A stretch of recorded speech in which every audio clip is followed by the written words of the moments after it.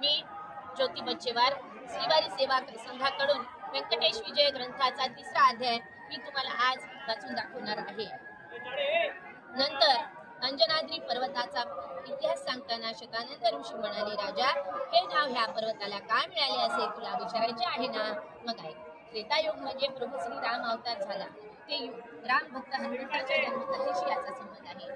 केसरी नावाचा एक वानरराज होता। त्याच्या पत्नीचे नाव होते अंजनी। तिला संतान नव्हते, त्या कारणाने ती फार उदास आणि दुःखी होती। एकदा अंजनी मतंग ऋषीच्या आश्रमात गेली। त्यांना वंदन करून तिने आपले दुःख त्यांना सांगून आपल्या मनोकामना पूर्तीसाठी उपाय विचारला। त्यांनी अंजनीस उपासनेचे उपाय सांगितला।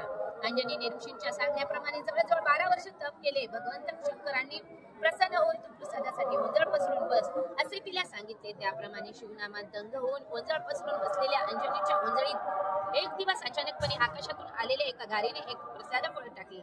भानावर आलेल्या अंजनी वानरीने प्रथम तो शिवप्रसाद माथ्याला लावला, शिवदान केले, नामोच्चार केला आणि मग मोठ्या श्रद्धेने तो प्रसाद भक्षण केला। त्या प्रसादाने अंजनी वानरीला एक पुत्र प्राप्त झाला। तो पुत्र म्हणजे श्री राम भक्त रामसेवक अतुल पराक्रमी महाबली श्री हनुमान। अंजनी मातेने ह्या पर्वतावर तप केले, तिला प्रसादरूपी पुत्र प्राप्ती झाली। त्या सर्वावरून लोक पुढे ह्या पर्वतास अंजनाद्री पर्वत या नावाने ओळखू लागले। त्यानंतर या पर्वताला द्वापर युगामध्ये शेषाचल असे नाव का पडले तो कथा भाग सांगताना शतानंद ऋषी म्हणाले, एकदा महाविष्णू आणि लक्ष्मीचे हे एकांतात असताना नेमके त्याच वेळी सनदाधिक मंडळी श्री विष्णूच्या भेटीगाठीसाठी आले। द्वारपाल जय विजय यांनी त्यांना मज्जाव केला। त्यामुळे क्रोधित झालेल्या सनकाधिक मंडळींनी जय विजय यांना तुम्ही राक्षस व्हाल असा शाप दिला।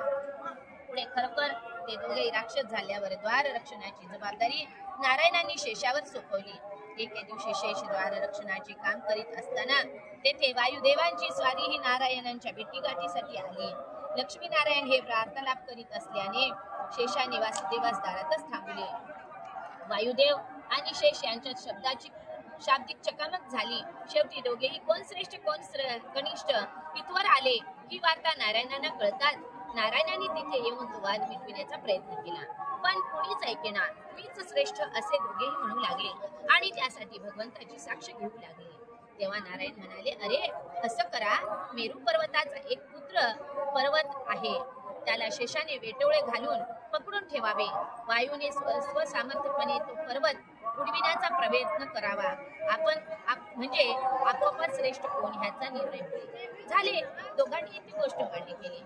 शेषाने मेरू पर्वत एका पर्वतास वेडे घालून घट्ट पकडून ठेवले, पण काय, वायूने आपल्या एका फुंकारीनेच तो पर्वत उडवला आणि दूर विरुद्ध दिशेस नेऊन टाकला।